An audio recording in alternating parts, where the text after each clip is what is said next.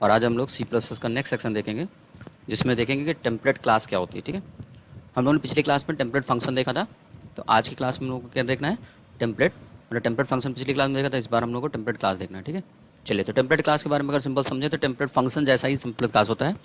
Function में क्या होता है कि हम डेटा टाइप पहले से डिफाइन नहीं करते थे, वैसे ही क्लास जब बनाएंगे तो क्लास में भी हम कोई डेटा टाइप नहीं बनाएंगे। कैसे? जैसे हम लोग क्लास बनाते थे तो किस में क्या करते थे, वेरिएबल्स बनाते थे और वेरिएबल का डेटा टाइप डिसाइड करते थे, इंट, फ्लोट, वेरिएबल जो भी होता था। और जितने भी फंक्शन उसके अंदर बनते थे वो सारे फंक्शन उसी डेटा टाइप को यूज़ करते थे। अगर इंटीजर है वेरिएबल तो इंटीजर यूज़ करते थे, फ्लोट है तो फ्लोट। बट यहाँ पर क्या है, एक तरीके से हम extra level of abstraction provide करने के लिए हम टेम्पलेट क्लास का यूज़ करते हैं। तो बहुत ही आसान कॉन्सेप्ट है ये, इसीलिए इसमें लिखा है when this concept is used by the class then it is called generic class और टेम्पलेट क्लास। कॉन्सेप्ट क्या है, आइए जरा सिंटैक्स पे। सिंटैक्स में क्या है, टेम्पलेट कीवर्ड लगाते हैं पहले, फिर क्लास लिखते हैं और क्लास का टाइप वही वेरिएबल का नाम जैसे हम लोग फंक्शन में लिखते थे। और यहाँ पर क्लास का नाम लिखेंगे, उसके अंदर जो भी टास्क लिखना हो वो सब लिखेंगे और फिर कंप्लीट कर देंगे, बंद कर देंगे क्लास का नाम। ठीक, लेकिन जब बन जाएगा तो क्लास का ऑब्जेक्ट बनाना पड़ेगा। तो क्लास का ऑब्जेक्ट बनाने का थोड़ा सा यहाँ कॉन्सेप्ट अलग है कि हम पहले क्लास का नाम देते हैं और फिर इस ब्रैकेट में बताते हैं कि इसका डेटा टाइप क्या हो।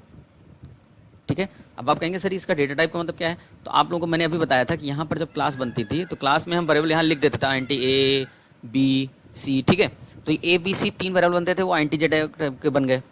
बट यहाँ पर हम डिफाइन ही नहीं करेंगे कि क्लास किस तरीके का होगा। ये डिफाइन कहाँ से होगा, जब ऑब्जेक्ट बनने लगेगा तो ही बताएंगे कि वो क्लास का कॉन्सेप्ट कैसा हो। तो यहाँ हम डेटा टाइप बता देंगे और फिर ऑब्जेक्ट का नाम। जैसे अगर एग्जाम्पल के तौर पर हम आपको समझाएं, सपोज करिए एक क्लास है जिसका नाम है ए क्लास का नाम है। तो मैं कहूँगा कि जो ए क्लास है, क्लास का नाम ए हो गया। अब यहाँ लगाएंगे डेटा टाइप मैंने लिख दिया INT। ठीक है, और मैंने लिखा OBJ1। इसका मतलब एक ऑब्जेक्ट बनेगा जो क्लास ए के अंदर जो भी काम करेगा वो इंटीजर टाइप का करेगा। ठीक है, दूसरा अगर हम कॉपी करें और मैंने यहाँ पर एक दूसरा बनाया, दूसरा ऑब्जेक्ट 2 नाम रखा और इसका नाम मैंने रख दिया फ्लोट। इसका मतलब जो भी ऑब्जेक्ट 2 बनेगा ये फ्लोटिंग टाइप के ऑपरेशन परफॉर्म करेगा क्लास ए के जितने भी फंक्शन होंगे। ठीक है, तो इस तरीके से मैंने इसको ऑब्जेक्ट को INT टाइप बनाया, इसको क्या बनाया, फ्लोट टाइप बनाया। अब आप इस कंसेप्ट को समझने के लिए मैं एक छोटा सा मैंने क्लास बनाया हुआ है कैलकुलेटर नाम का, जिसके अंदर एडिशन, सब्ट्रैक्शन, मल्टीप्लिकेशन, डिवीजन का नाम का बनाया है। ठीक है, जिसमें हमने पहले डेटा टाइप कोई नहीं बताया। अब आप समझ पा रहे होंगे कि इंटीजर अगर एडिशन, सब्ट्रैक्शन, मल्टीप्लिकेशन करना होता तो अलग अलग कॉन्सेप्ट होता। ठीक है, तो चलिए इसको हम समझने के लिए आपको प्रोग्राम पे ले चलते हैं। इसका नाम मैंने tclass.cpp नाम का क्लास बनाए हुए है, प्रोग्राम का नाम है। और उसके अंदर एक क्लास बनाया जिसका नाम है कैलकुलेटर। ठीक है, तो उस कैलकुलेटर क्लास के अंदर मैंने 4 फंक्शन बनाए हैं। क्लियर है? तो आप यहाँ ओपन करने के लिए मैं चाहता हूँ tclass.cpp, चले गए।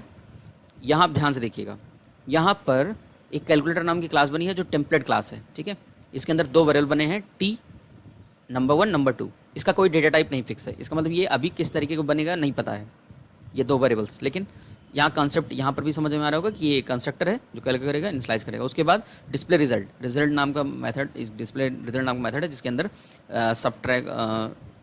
वैल्यू पहले प्रिंट कराई गई है, फिर एडिशन का, सब्ट्रैक्शन का, मल्टीप्लाई का, डिवाइड का, सबका रिजल्ट प्रिंट कराया गया है। ठीक है, और ये है सारे फंक्शन, एडिशन के फंक्शन, मल्टीप्लिकेशन का, डिवीजन का और सबका। ठीक है, रिटर्न टाइप क्या है, टी है, क्योंकि ये जो टी बना हुआ है सभी में, ये सब क्या है, रिटर्न टाइप है। क्यों? क्योंकि जिस तरीके वैल्यू आएगी उसी तरीके रिटर्न होगा, इसलिए ऐसा बनाया गया है। ठीक है, आइए ज़रा यहाँ पर नीचे, सबसे पहले CLR स्क्रीन क्लियर हुआ और एक कैलकुलेटर का ऑब्जेक्ट बना, ये देखिए।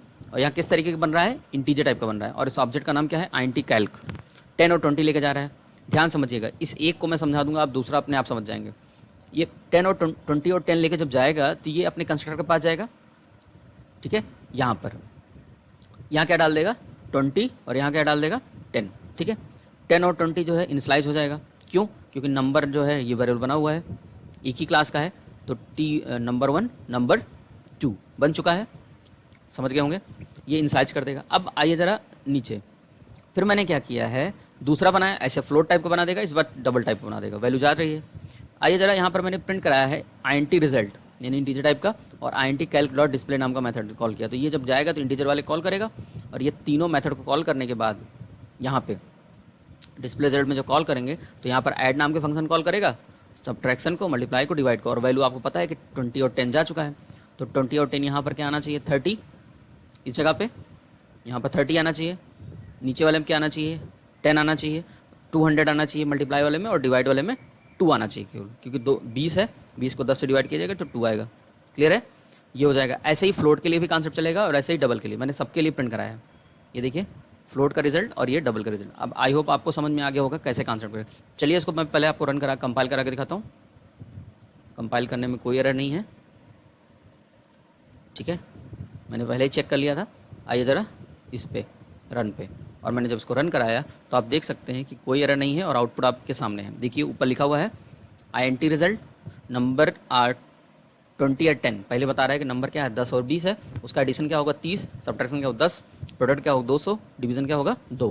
फिर फ्लोट रिजल्ट में वैल्यू बता रहा है, डबल रिजल्ट में वैल्यू बता रहा है, ठीक है। सबका रिजल्ट आपके सामने है और आप समझ पा रहे होंगे कि ये कैसे कॉन्सेप्ट काम कर रहा है।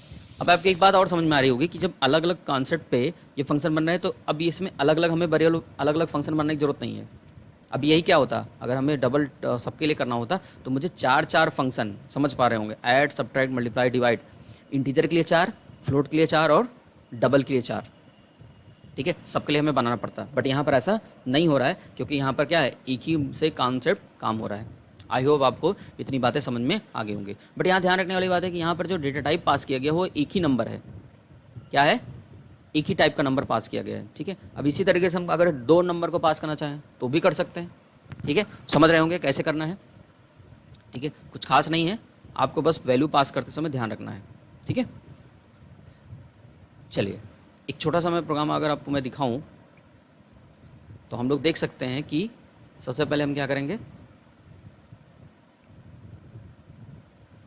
कैसे मल्टीपल जो है रिजल्ट को पास किया जाता है, आप समझ पाएंगे इसमें, ठीक है। देखिए मैं क्या करता हूँ, एक वैल्यू प्रिंट करा के दिखाता हूँ केवल, ठीक है। यहाँ आइए ज़रा, इस जगह पे भी आते हैं, वेरिएबल बना देते हैं और 2 वेरिएबल बनाते हैं, क्लास T और फिर क्लास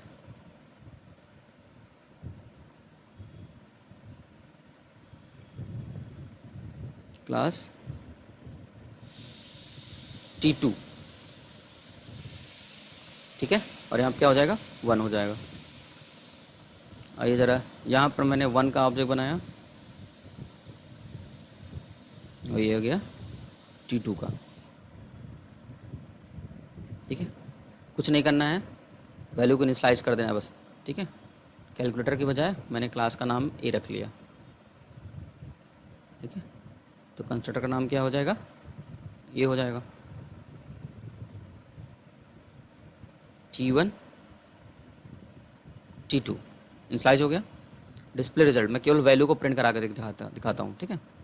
और हमें कुछ नहीं मतलब है, वो कोई काम तो करना नहीं है, ठीक है। चलिए तो मैंने केवल इतना किया है कि वैल्यू की, कि दोनों वैल्यू को प्रिंट कराया है कि नंबर्स आर या वैल्यूज़ आर, ठीक है। कैसे हम लोग वैल्यूज़ आर, ठीक है। इसके बाद हमने इस मेथड को चेंज कर दिया, कोई ज़रूरत नहीं थी इसकी तो हमने इसको हटा दिया। अब ये ज़रा, अगर इस क्लास में अगर हम लोग बात करें तो आप देख पा रहे होंगे कि एक क्लास का मैंने एक ऑब्जेक्ट बनाया इंटीजर टाइप का और मैंने लिखा फ्लोट ऑब्जेक्ट बनाया obj1 और पास किया 10, 20.5 या 4, ठीक है। फिर हमने लिखा obj1 डॉट डिस्प्ले रिजल्ट, ठीक है, टी क्लास 1 डॉट cpp। अब इसको अगर हम रन कराएंगे तो आप देख पाएंगे कि जो आउटपुट होगा, देखिए वैल्यूज आर 10 एंड, तो मैंने क्या किया है, 2 अलग अलग भी करके दिखाया। अगर आप इसको INT बनाते तो क्या होता, चलिए देखिए, तब तो वो 20 ही लेगा, देख सकते हैं कि 20 ही वैल्यू ले रहा है, पॉइंट को नहीं ले रहा है, ठीक है। तो ये मैं आपको समझाना चाह रहा था कि आप यहाँ पर फ्लोट डबल या INT फ्लोट या फ्लोट डबल कुछ भी बना सकते हैं, ठीक है। तो ये है कॉन्सेप्ट कि मल्टीपल आर्गुमेंट्स हम कैसे पास करते हैं किसी भी डेटा टाइप के अंदर। आई होप आपको ये वाला प्रोग्राम भी आपको आसानी समझ में आ गया होगा कि मैंने 2 आर्गुमेंट अलग अलग पास किए। पहले वाले में क्या था, इंटीजर बनाते तो इंटीजर ही बन रहा है, यहाँ पर इंटीजर फ्लोट 2 बना रहे हैं, ठीक है। तो इस कॉन्सेप्ट को ही हम बोलते हैं टेम्पलेट क्लास। अगर आपके मन में कोई डाउट्स होते हैं तो आप कमेंट बॉक्स में ज़रूर पूछें, ठीक है। Thanks for watching.